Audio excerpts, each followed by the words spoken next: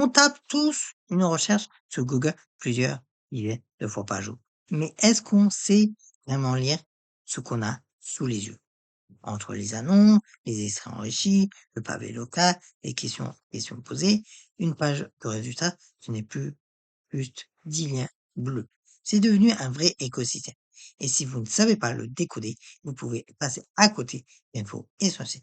Ou pire, vous cliquez sur une pub sans le savoir. Dans cette vidéo, on va voir l'anatomie d'une page de résultats, tous les blocs un par un, comment repérer ce qui est fiable, ce qui est sponsorisé, ce qui est généré par l'IA, et des astuces concrètes pour trouver l'info que vous recherchez 2 fois plus vite. C'est parti. Le premier réflexe à prendre, c'est de regarder les onglets juste sous la barre de recherche. Donc, tous, images, voilà, produits, sites de produits, vidéos courts, vidéos, actualités, plus avec le web, les livres. Vous voyez que Google classe déjà le contenu pour vous. Si vous cherchez un produit, ben, vous avez juste à aller sur produits. Donc, l'onglet produits vous fera gagner un temps fou. Si vous cherchez une actu récente, eh bien, vous avez juste à cliquer sur actualité. Donc, si vous cherchez l'actu récente, l'onglet actualité trie par fraîcheur, pas par pertinence. En haut de la page et même parfois en bas, vous avez des résultats marqués sponsorisés, comme là vous le voyez en grand. Eh bien, ce sont des publicités Google Ads. Les entreprises payent pour apparaître là, sur des mots-clés précis. Ce n'est pas un challenge en soi, mais c'est important de faire la différence, parce que le classement ici ne dit rien sur la qualité ou la pertinence du site, juste son budget pub. Si votre recherche a une intention locale, telle que restaurant près de moi ou plombier Toulouse, vous verrez apparaître le pack local, une carte avec 3 établissements, leurs avis, leurs horaires. Et si vous cherchez une entité comme une entreprise, une personne, un lieu, vous aurez par voir un knowledge panel à droite, une fiche résumée avec les infos clés tirées de sources comme Wikipédia ou le propre site de l'identité. Donc, par exemple, on va chercher hop, restaurant Toulouse. Et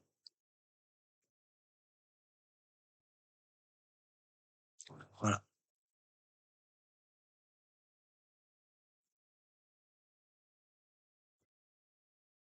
Et bien évidemment, en haut de certaines pages, vous verrez un extrait enrichi, un encadré qui répond à vos questions, extrait d'une page pratique, mais attention, c'est une citation en contexte. Il vaut mieux vérifier la source. Et de plus en plus, Google affiche un résumé généré par l'IA tout en haut de la page. C'est une synthèse automatique, pas un résultat vérifié, à traiter comme un point de départ, pas comme une vérité absolue. Donc, on va regarder, donc, hop, alors, voilà, euh, alors, euh,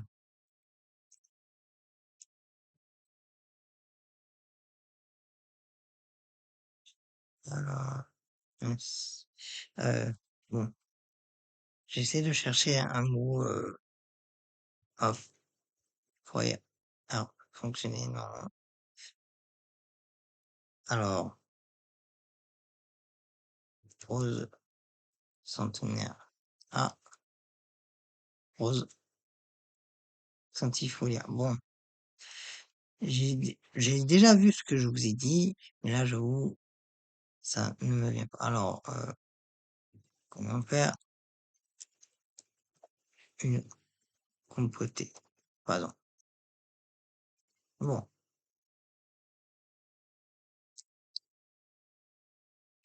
décidément, il n'y a pas le contenu géré par l'IA.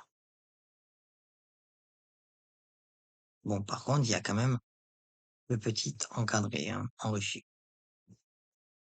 Mais bon, pas grave. De toute manière, avant de cliquer, regardez l'URL affichée en vert sous le titre. Elle vous dit le nom de domaine, est-ce un site officiel, un blog, un forum, le chemin aussi, êtes-vous sur la page d'accueil ou sur une page très spécifique. Le protocole, un canal en HTTPS qui garantit une connexion sécurisée, pas forcément un contenu fiable. Mais de toute manière, euh, on a tous le cadenas. Donc, vérifiez bien le site. Si vous ne le connaissez pas, si vous avez peur, n'y allez pas. Le titre, alors, et la description sont écrits par le site lui-même. C'est du marketing. Ne les prenez pas pour argent comptant. Ils sont là pour donner envie de cliquer, pas forcément pour résumer fidèlement le contenu. C'est un bon réflexe de comparer plusieurs titres sur le même sujet. Si un site promet une réponse miracle ou bloque, méfiance. Là, c'est le titre et ça, c'est la description. Certains résultats affichent des site-links, des sous-liens vers différentes pages du même site. Google ne les génère que pour les sites qui jugent suffisamment structurés et fiables. C'est un bon signe de crédibilité, mais c'est quand même relativement rare. Et quand vous voyez bien évidemment des étoiles jaunes sous un résultat, ce sont des avis extraits de données structurées. Vérifiez toujours le nombre d'avis, pas seulement la note. 4 étoiles sur 3 avis, ce n'est pas la même chose que 4 étoiles sur 1 Par exemple, vous voyez, 3,5 en note et il y a eu 84 votes.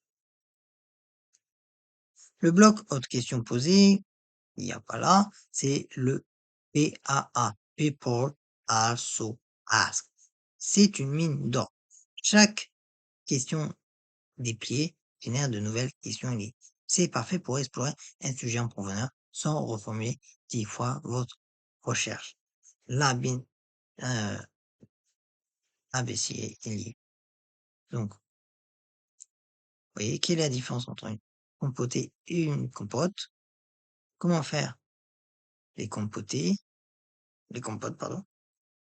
Est-ce qu'il faut éplucher les pommes pour faire de la compote? Pour affiner vos résultats, quelques opérateurs simples. Il y a les guillemets tels que, par exemple, je vais vous le faire pour une phrase précise. Alors, donc, bon ben, compoter données. Tac. Il y a que tout ce qui concerne, du coup, les compotés d'oignons. Comment le faire?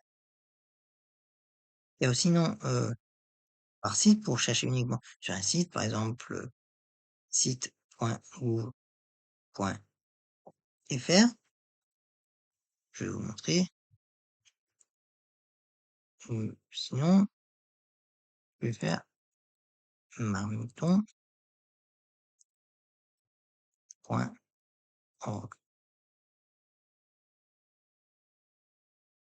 Et vous voyez, ça met tout ce qui concerne marmiton.org.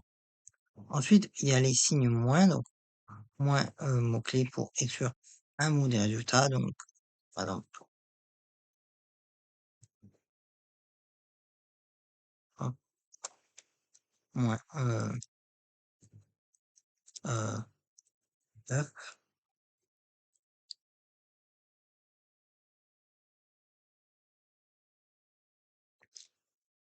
Bon, là, bien évidemment, j'ai mis 2 opérateurs, mais vous pouvez bien évidemment utiliser plusieurs opérateurs, pas qu'un seul.